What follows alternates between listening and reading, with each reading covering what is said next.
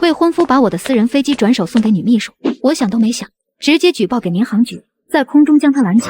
陆修远知道后，指责我不通人情世故。程淼淼只是想开飞机回老家过个中秋，脸上更有面子而已。现在人还在民航局扣着，你去跟警察解释一下，就说是个误会。他这是虚荣，真有本事的人，就算光着屁股走回家，也不在乎别人说什么。无证危险驾驶，他应该为自己的行为付出代价。陆修远长长叹了口气，转身交给集团法务部协调。中秋节当晚，陆修远一块黑松露月饼将我迷晕，折断双手送到哀牢山深处。他透过红外摄像头对我阴冷开口：“你知不知道淼淼被民航局关了48小时，人都吓坏了。会开飞机了不起是吧？我倒看看你有什么真本事，能光着屁股走回家。”陆修远又把画面同步到黑市直播间，冷眼看着我失血过多，瘴气中毒意识涣散。我艰难抬起胳膊按下智能眼镜架上的按钮。半小时内过来，我许你一辈子。齐清月，想让我救你，就跟淼淼道歉，再承认自己是贱人，不然你就在哀牢山等着被瘴气毒死，被毒虫咬死。他怀里的程淼淼立刻凑过来，嗲着嗓子劝道：“修远哥，月姐姐一个人在山里不害怕吧？瘴气这么重，她手还断着呢。”陆修远猛亲他一口，转头对镜头另一端的黑市买家们开口：“各位老板，中秋助兴节目现在开始。齐家大小姐，前国家级野外勘探队成员，挑战无装备穿越哀牢山，赌他能活多久？1分钟1万，上不封顶。活捉光溜溜的女探子，陆总会玩，我压她撑不过1小时。我靠，这女的身上怎么一道道的红印子？刚被抽过，刺激！我出10万，能不能让无人机飞低点，给兄弟们看看细节？楼上会玩，我也加10万。”陆修远扫了一眼弹幕，笑得更狂妄了。满足各位老板。他调整镜头焦距，让画面贴着我的身体寸寸移动，贪婪又露骨。齐清月，你说过做错事情就该付出代价，现在你双手尽废，连件衣服都穿不上，这个代价够不够让你记住淼淼受的委屈？身体被暴露在无数双眼睛下，我像只待宰的羔羊，我屈辱的浑身都在颤抖，死死护住胸前，遮住关键部位。不错不错，看着这娘们儿的身子，我都起反应了。陆总，再加点特色项目呗，比如找个野猴和他玩玩。听着直播间变态的言论，我胃里一阵翻江倒海，骨头碴子戳着皮肉，冷汗瞬间打湿了后背。就因为我举报了程淼淼，5年来，我手把手教他管理公司，甚至动用齐家所有资源为他铺路，才让他这个贫困生有了今天的风光。现在他见我齐家示弱，拒绝让程淼淼无证驾驶我的飞机回乡炫耀，就把我扒光了扔在哀牢山直播修理。陆修远笑得更恶劣了。今天过节，必须让各位老板尽兴。他让程淼淼用无人机朝我喷洒催情剂，吸引眼球，转头再次威胁我。现在把你齐氏集团10%的股份转给淼淼赔罪，我马上扔件衣服给你，不让以后碰你。直播间的弹幕滚动得更疯狂了。陆总这招真妙，人猴大战，想想就刺激，大家赶紧忙猜一堆解。10%的股份换件衣服，这程淼淼那里镶钻了吧？陆总这么宝贝。黑市里的人渣没有一句。程淼淼窝在陆修远怀里娇嗔道：“修远哥别这样，股份太贵重了，我不能要。月姐姐是不是讨厌我啊？她眼光那么高，肯定觉得我配不上开那么好的飞机。”陆修远勾了下他的鼻尖，满脸宠溺：“你只是为了公司的项目才没空去考证，不像某些人，仗着家里有几个臭钱，整天拿规矩压人。”陆修远，你真让我恶心。我们完了，退婚吧。退婚？陆总，你未婚妻不要你了。弹幕滚动，陆修远阴沉着脸刚要说话，黑市直播间里的人瞬间兴奋起来。快看，那女人有反应了，高清写真马上就来。录屏，这玩意儿拿出去卖绝对是天价。陆修远紧紧盯着屏幕里我毫无血色的脸，失神片刻。程淼淼在旁边立刻捂住嘴，夸张的惊呼起来：“月姐姐也冲动了，你和修远哥这么多年的感情，说不要就不要了，不会已经在外面找好下家了吧？”陆修远搂过程淼淼的肩膀，目光阴狠：“秦月，齐家都快破产了，你算什么东西？退婚，你以后只能睡大街，让老板们好好看看他这副光着屁股发情的贱样。”无人机悬停在我的头顶，闪烁的镜头直接对准我。我下意识抬起血淋淋的双手想要驱赶，却突然想起自己什么也没穿，屈辱和疼痛席卷而来。我连忙垂下头，用双臂紧紧护住胸前，身体失去平衡，整个人顺着湿滑的斜坡滚了下去。密林深处光线昏暗，陆修远让人打开了无人机的探照灯，惨白的光柱直直打在我身上。我拼尽全力用腿和手肘卡住一块凸起的岩石，才没让自己坠入深沟。所有人都在欣赏我的狼狈。程淼淼假模假样的劝我：“我操，真的一览无余啊！可惜了，只能看却摸不到，手断了还这么折腾，不会真玩死了吧？野猴再不来帮他解决，这女人不会爆体而亡吧？这瘴气吸多了人就废了吧？再过10分钟就该口吐白沫了。月姐姐，股份真的没那么重要，你先把字签了，让修远哥消消气也行啊。话音刚落，陆修远拿出一份股权转让协议和一支笔，放在我面前。签了它，或者冻死在这儿，你自己选。陆修远的声音冰冷无情，我甩头撞开那份协议，咬牙切齿对他嘶吼。做梦！岩石缝里爬出一条斑斓的蜈蚣，顺着我的耳朵钻了进去，剧痛袭来，让我燥热的意识短暂清醒，身体却再次向下滑去。深沟里的瘴气更浓了，阴冷的湿气加上腐烂的味道，我的呼吸越来越困难。陆修远冷冷笑着，笑声在山谷里回响格外渗人。齐清月，你不是本事大吗？再往下掉就是毒蛇窝了，到时候看你还怎么嘴硬。程淼淼也跟着煽风点火，幸灾乐祸。月姐姐，你现在哪还有齐家大小姐的风光？修远哥说了，只要你签了字，再对着直播间所有人承认是你小心眼嫉妒我，他就立刻派人去接你。我也不计较你故意污蔑我做假账，想把我送进监狱。齐清月，你这个恶毒的女人，竟然一次次想让淼淼坐牢。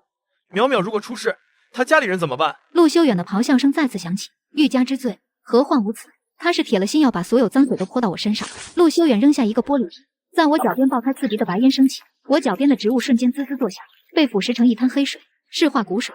黑市直播间的弹幕炸了，纷纷惊呼：陆总玩真的，这玩意儿沾上一点皮就没了。陆修远死死盯着我腿上被腐蚀出的血洞。齐清月，现在知道害怕了吧？赶紧给淼淼道歉，不然等会儿这玩意儿泼到你脸上。我趴在山坡上，感受着小腿灼烧的剧痛，抬起胳膊抹掉脸上的脏污，皮肉连接着的手掌在空中虚晃着。陆修远竟然真的为了程淼淼，连这种灭绝人性的事都做得出来。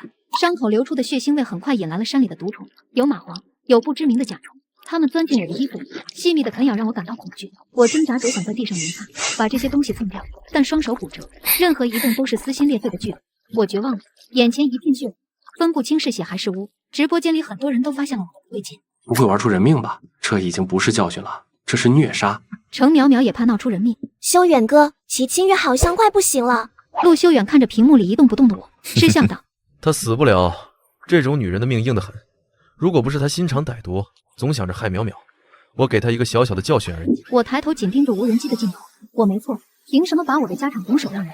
毒虫而已，以前野外探险的时候又不是没遇到过。我用尽全身的力气翻身，用背在粗糙的坡地上蹭，碎石和树枝划破了我的皮肤，带来新的伤口，但总算蹭掉了一些虫子。然后我看向不远处一株散发着奇异香味的植物，那是哀牢山特有的避障草。黑市直播间的弹幕静止几秒。哇，野猴不来，这女人开始自己想办法了。陆总这次是不是玩脱了？人家宁愿这样，也不肯向你低头。我录下来了，这么香艳的片子，绝对能卖好价钱。陆修远没想到我竟然这么下他的面子，他歇斯底里对我吼：齐清月，你真不要脸！现在求饶还来得及，再降下去，等会儿山里的野兽可不会跟你客气。陆修远，你从没想过给我机会，你只想让我死。我已经彻底看透他的虚伪。程淼淼忽然尖叫起来：天哪，清月姐她要干什么？此时所有人才注意到，我正艰难地用牙齿和还能动的手指，将那株避障草的汁液涂抹在伤口上。那草有麻痹神经的毒性，但也能暂时掩盖血液的腥味。陆修远的脸阴沉的能滴出水来。齐清月，淼淼说你心机深沉，我以前还不信，你竟然想吃毒草自尽，你竟然想用自杀陷害，让我身败名裂了，对吧？怎么，那些毒虫没把你咬死，你又有损招了？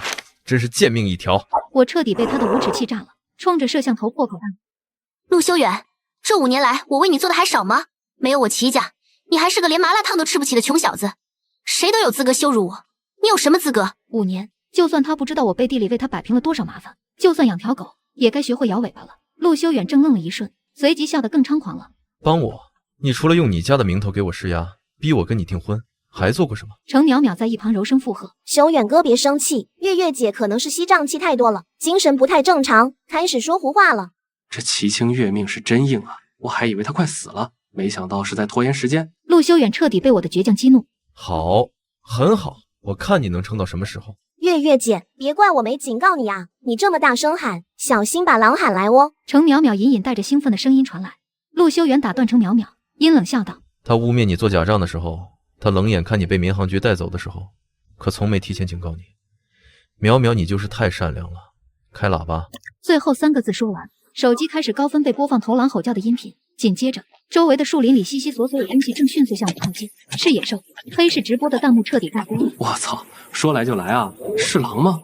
陆总这是要现场直播喂狼啊？玩这么绝，这下不死也得被撕残了吧？我站在原地一动不敢动，心脏紧缩成一团，断手的剧痛，毒虫的啃噬，在这一刻都比不上被大型掠食者盯上的恐惧。狼群的移动速度极快，马上就把我团团围住。有一头狼出现在山坡上方，我清楚地听到它踩断枯枝的咔嚓声，以及粗重的喘息。是野狼。陆修远想让狼把我分尸，求生的本能压倒人气。我悄悄向后挪动身体，想找陡坡和树木做掩护，摆脱狼群的包围。可是动作太大，断手撞在石头上，疼得我两眼一黑，差点昏死过去。陆修远清晰的冷笑再次传来：“哼，现在知道跑了。齐清月，你的傲气呢？跟狼群玩个捉迷藏，感觉怎么样？”黑暗中，一双双绿油油的眼睛在黑夜里闪着寒光，死死锁定了我。他们喉咙里发出低沉的咆哮声，露出森白的獠牙。是山地狼。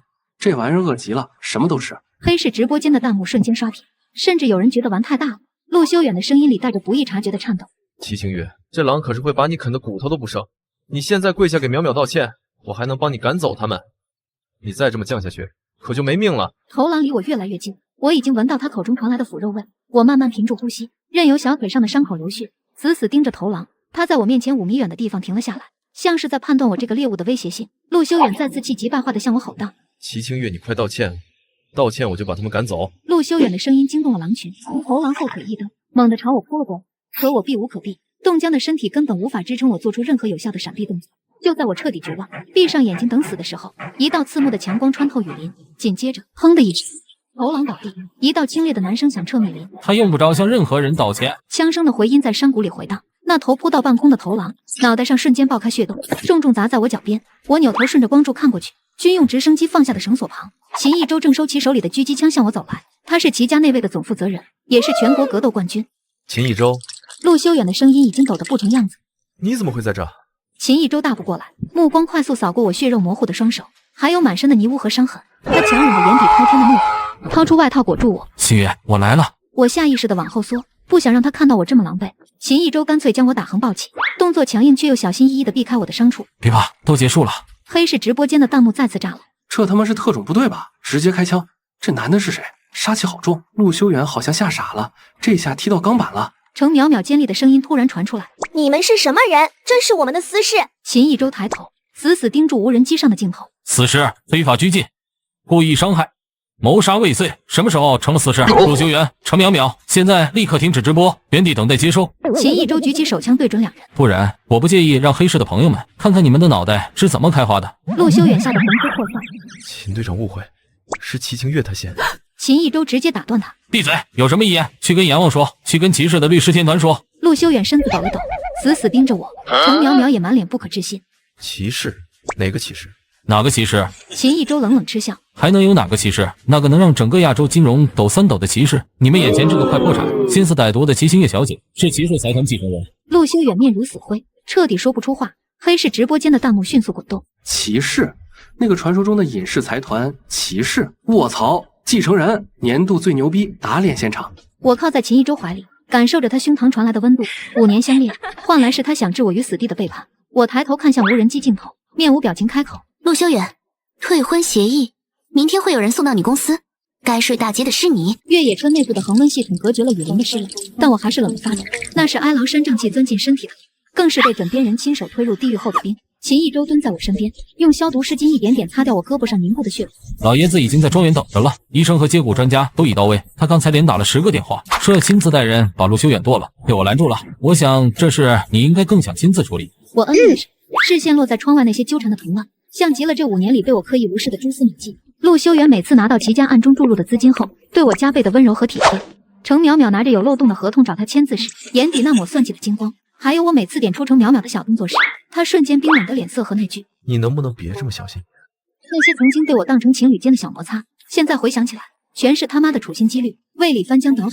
我用力攥紧秦一舟递来的急救包，心里的恶心让我险些窒息。我竟然为了这么一个男人，放弃一切陪他演了5年的戏。齐清月喃喃自语：“5年，我就是个天大的笑话。”秦一舟处理伤口的手一顿，抬头看我：“不是你傻，是你把人性想得太好。”他帮我包扎好伤口，从随身的战术电脑里调出一份文件，递到我面前：“这是财务部门通宵整理的，你看一下。程淼淼利用职务之便挪用修远集团公款的流水，还有他伪造供应商合同套取回扣的证据，都在这里。”我看着屏幕上程淼淼的罪证，一条条清晰无比。他竟借着帮陆修远打通渠道的名义，把公司的钱大笔转进自己亲戚开的皮包公司里，甚至连我之前指出的那些致命漏洞，都是他故意挖的坑，就等着我跳进去，好让陆修远觉得我是在极度打压，是在无理取闹。我低声骂了自己一句蠢货。当初我明明察觉到那些漏洞太过低级，却因为陆修远一句你就是看不惯淼淼比你强，就没再追究。现在想来，他哪里是在维护下属，根本是被程淼淼吹得枕边风迷了心窍，连最基本的商业判断都丢了。秦一舟又点开另一个加密文件，是修远集团的真实财务状况，大片的赤字触目惊心，公司表面上风光无限，实则早就被程淼淼掏空了内胆，不仅没赚到钱，还欠了银行和供应商一屁股债。律师团已经草拟好了退婚协议和刑事控告书，协议里写明陆修远婚前与程淼淼合谋侵占你的私人财产，并涉嫌故意伤害致残，你有权收回所有赠与资产，并要求巨额赔偿。刑事控告这边，证据链也已经封死，黑市的直播录像、无人机上的录音、哀牢山的现场物证，足够让他们把牢底坐穿。我靠在座椅上，闭上眼睛，脑子里闪过爷爷的脸。5年前我跟他说想试试不看家世的感情，他气得摔了最爱的紫砂壶，最后还是妥协，只说保护好自己，外面玩够了就回家。那时候我还笑着说爷爷你放心，我心里有数，现在却要让他老人家为我动怒。通知所有合作媒体，明天上午10点，7时环球中心顶层，我要开记者会。秦一舟愣了一下，随即重重点头。明白，我立刻让公关部安排。第二天一早，秦一舟找到了齐清月。清月，记者会现场已经布置完毕，全球排名前100的媒体全部到齐了。我对着镜子，看着医护人员为我骨折的双手重新打上石膏，身上的高定西装遮住了身上大部分的伤痕。告诉他们，我马上就到。齐氏环球中心顶层发布会现场，无数记者扛着长枪短炮等待着，我戴着墨镜，在秦一舟和一众保镖的护卫下走上发布台，台下瞬间安静下来。各位媒体朋友，感谢前来今天召集大家，是为了澄清一件事，并宣布一个决定。我不卑不亢地对台下记者说道。就在这时，会场入口传来一阵骚动。齐清月，你这个贱人，你把我的公司怎么了？陆修远冲进会场，身后还跟着哭哭啼啼的程淼淼，他毫不在意形象，冲着我咆哮道：为什么冻结我的账户？为什么让我的供应商全都终止合作？我们5年的感情，你就这么对我？程淼淼也跟着哭诉：月月姐，你不能这样对修远哥，他都是为了我才一时糊涂的，你要怪就怪我吧，求你放过他。记者们的镜头立刻转向他们，闪光灯疯狂闪烁。秦一舟想让保镖拦住他们，但被我抬手制止了。让他们过来吧。陆修远冲到台前，双眼赤红瞪着我。齐清月，你到底想怎么样？我没理他，只是对台下的记者们淡淡开口：我刚才说要澄清一件事，现在当事人也到了。我对秦一舟点点头，他马上按下遥控器，发布台后方的巨型屏幕瞬间亮起，画面里是哀牢山阴暗的雨林，屏幕里传来滋滋啦啦的电流声，接着是陆修远狠厉的声音：齐清月，你不是说有本事的人光着屁股也能走回家吗？黑市直播的录像一帧不删，高清播放，我被折断双手的惨状，程淼淼假惺惺的劝说，陆修远冰冷的威胁，全都清晰地展现在所有人面前。会场里一片死寂，记者们都惊呆了，他们举着相机纷纷按着快门。陆修远脸上一片惨白，踉跄着差点摔倒，程淼淼更是吓得神情恍惚，连声说着：不是的，不是这样的。画面播放到我被狼群围攻，秦一舟开枪救我时戛然而止。我大声宣布：这就是我要澄清的事，我齐氏财团继承人齐清月被我的未婚夫陆修远伙同其秘书程淼淼绑架至哀牢山，意图谋杀。至于我要宣布的决定，我顿了顿，目光扫过面如死灰的陆修远，我将无限期追究2人的刑事责任，并动用齐氏法务部对修远集团进行破产清算，用以赔偿我的精神和身体损失。话音刚落，一队警察走了进来，径直走向陆修远和程淼淼。陆修远、程淼淼，你们涉嫌绑架、故意伤害、谋杀未遂等多项罪名，请跟我们走一趟。戴上手铐的那一刻，陆修远终于崩溃了。清月，我错了，求你原谅我。看在我们5年感情的份上，你再给我一次机会。我爱你啊，清月，我做这一切都是因为太爱你了。我冷冷看着他，内心平静。爱我？你的爱就是把我扔进毒瘴里，让毒虫啃噬我，让野狼撕了我。陆修远，你的爱真廉价。他被警察拖拽出去时，还不死心的哭喊着：是程淼淼，是他蛊惑我的，都是他的错。程淼淼刚要开口辩驳，被警察捂住嘴，直接带离现场。审讯室里，陆修远对着警察极力撇清自己的关系。我说的都是真的，所有事都是程淼淼策划的。他早就想侵吞齐清月的财产了，他嫉妒清月，所以才一直在我耳边吹风，说清月的坏话。去哀牢山也是他的主意，他说只是想给清月一个小小的教训。他把所有责任都推得一干二净。另一间审讯室里，程淼淼也在哭喊：我没有，我只是个秘书，我哪有那么大的胆子？是陆总，他早就对齐小姐心怀不满了，他说齐小姐仗着家里有钱，根本看不起他，他要报复他，让我配合他演一出戏，我都是被逼的。曾经如胶似漆的两个人，此刻正疯狂地攀咬对方。陆修远好累了，瘫在椅子上，脑子里开始不受控制地回想过去5年的点点滴滴。他想起第一次见到我时，我笑起来眉眼弯弯的样子。我说自己家里是开小厂的，家里有点小钱。他想起自己创业初期四处碰壁，是我拿着一份份被他称为狗屎运的合同帮他渡过难关。他想起自己生病，我笨手笨脚的学着煲汤，为他守了一整夜。他想起我不止一次提醒他程淼淼的账目有问题，而他却甩给他一句你就是嫉妒。原来那些他以为是理所当然的付出，都是我小心翼翼维护他自尊心的爱。我不是小厂长的女儿，我是齐氏财团的继承人。我陪他这滩烂泥演了5年戏，而他却亲手将我推入了地狱。陆修远抱着头痛哭出声。修远集团所有资产已被冻结，名下所有不动产、股权、专利都将在清算后划归到您的名下。黑市直播平台已被查封，所有参与下注的用户信息都已锁定，法务部会逐一提起诉讼。陆修远和程淼淼狗咬狗，把能交代的都交代了，证据却走，10年以上是跑不了了。我点点头，看着医生为我拆下手臂上的临时夹板。做得很好。秦一舟看着我平静的脸，欲言又止。大小姐，有件事。说。陆修远的母亲来庄园门口了，指明要见您。我愣了一瞬，转头看他。陆修远的母亲，当初我拿出自己的私房钱为他支付心脏手术费，他却反过来劝我不要管公司太多事，男人需要空间的女人。让他等着，等我什么时候想见了，再让他进来。明白。他转身要走，我又叫住了他。对了，把修远集团破产清算的消息，想办法让陆修远在看守所里知道。我要让他明白，他所骄傲的一切，在我眼里不值一提。我要他亲眼看着自己的努力，在我手中灰飞烟灭。哼！陆母在齐家庄园门口等了整整2天，从一开始的颐指气使，到后来的苦苦哀求，门口的警卫都无动于衷。第3天，我才终于想起来还有这么个人。会客厅里，陆母看到我，立刻扑了过来。清月啊，你可算肯见我了。他想来抓我的手，被秦一舟伸手拦住。他迅速掩下脸上的尴尬。清月，我知道修远对不起你，他混蛋，他不是人，可他毕竟是我唯一的儿子。求求你，看在阿姨的份上，你就饶他这一次吧。他说着就要跪下，我坐在沙发上，端起茶杯轻轻吹了吹。阿姨，陆夫人，我想你搞错了一件事，你儿子犯的是法，求我没用，你应该去求法官。陆母的脸色一僵。清月，我知道你还在生气，修远他也是一时糊涂，都是那个狐狸精程淼淼勾引他的。你们5年的感情，难道都是假的吗？你就一点旧情都不念吗？他开始打感情牌。我放下茶杯，冷冷看着他反问：哼，旧情？陆夫人，你是不是忘了3年前你的心脏搭桥手术是谁付的钱？哼，是我用我母亲留给我的遗物换了300万，垫付了你的手术费和后期疗养费。那时候陆修远的公司刚起步，哼，连3万块都拿不出来。而你出院后对我说的第一句话是：清月啊，男人在外打拼不容易，公司的事你就别插手了，免得让他分心。我的话再次提醒陆母，他嘴唇哆嗦着，半天说不出一句话。我念旧情，在你眼里是理所当然。哼，你儿子要杀我，在你眼里只是一时糊涂。陆夫人，你们母子俩还真是一样的自私。我站起来，示意秦一舟赶人。哼，回去吧，别再来了。齐家的门不是什么人都能进的。至于你儿子，他该在牢里好好反省，他是怎么把一手王炸打得稀巴烂的。说完，我不再看他，径直上楼。陆母蹲坐在地上，面如死灰。消息很快传到看守所。陆修远得知他母亲来求我，却被我用就是羞辱了一番，气得差点吐血。紧接着，他的律师带来了更坏的消息。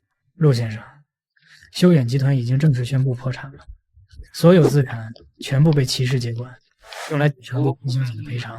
陆修远猛地呕出一口鲜血，差点晕死过去。他辛苦建立的公司就这么没了。不会的，清月不会这么对我的，她那么爱我。律师同情瞥了他一眼。陆先生，齐小姐的法务团队还追加了一项起诉，告您商业欺诈。他们找到了您当初为了骗取齐小姐信任，伪造公司财务报表的证据。陆修远彻底傻了，那是他创业初期为了让齐清月相信自己的能力做的一点小手脚，他以为这辈子都不会有人知道，没想到齐家早就查得一清二楚，他们一直在看他演戏，他像个小丑，自以为是的表演了5年。又一口鲜血喷出，陆修远直挺倒了下去。法庭上，我和陆修远再次见面，他一身囚服受脱了相，再也没了往日的意气风发。庭审开始，一切都按照齐氏法务部的预想进行，证据链完整，事实清晰。陆修远的律师只能从他一时冲动、深感悔恨这些角度做一些苍白的辩解。就在所有人都以为会顺利结束时，程淼淼的律师突然走了过来。法官大人，我的当事人有新的证据要提交。所有人的目光都集中到了程淼淼身上，只见他得意地笑着，拿出一支录音笔。这是我和陆修远的通话录音，录音被准许当屏播放，里面是程淼淼的声音。修远哥，我挪用公款的事情好像被齐清月发现了，怎么办啊？发现了又怎么样？他敢说出去，我就说他是嫉妒你，公报私仇。你放心，有我护着你，他动不了你一根手指头。你继续做，公司的钱就是我们的钱。等以后把齐清月彻底踢出局，整个公司都是你的。录音一出，全场哗然。陆修远猛地扭头，不敢置信地看着程淼淼。你算计我？程淼淼冷笑一声，不再掩饰眼中的恶毒。陆修远，你真以为我爱你？我爱的是你的钱，是修远集团未来陆夫人的位置。你把我当成对付齐清月的工具，我为什么不能给自己留条后路？是你自己蠢，把所有把柄都送到我手上。法官大人，我的当事人是被胁迫参与绑架案的，并且在公司财务问题上也是受到陆修远的指使和包庇。他现在主动揭发主犯，有重大立功表现，恳请法庭从轻判决。这是程淼淼的底牌，他从一开始就没信任过陆修远，他把他当成跳板，也当成了随时可以牺牲的替罪羊。陆修远看着这个自己曾经无比宠溺，甚至不惜为此伤害我的女人，他终于明白自己错的有多离谱。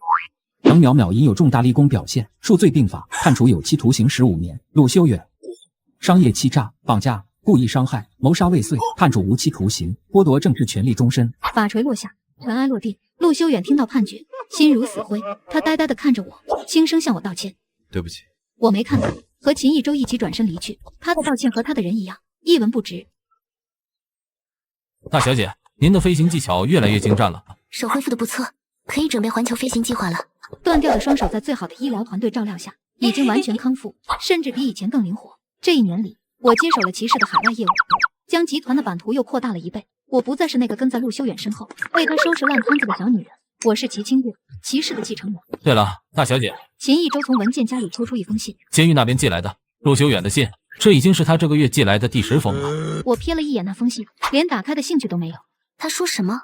秦一舟言简意赅的汇报，还是那些话，说他错了，说他每天都在忏悔，说他好想念过去那5年。如果没有程淼淼，你们现在应该已经结婚了。他愿意用余生来赎罪，只求你能去见他一面。我听完，仰头嗤笑。到现在，他还是觉得是别人的错，真是可悲。我伸手拿过那封信，扔进旁边的垃圾桶里，通知监狱那边，以后这个人的任何东西都不需要再转交给我，就当他已经死在了爱老山。秦一舟看着我，声音中隐隐带着激动。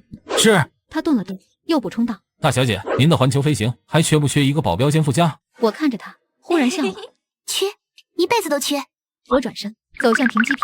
哎，来了。秦一舟先是一愣，然后开心笑着，小跑着追上我。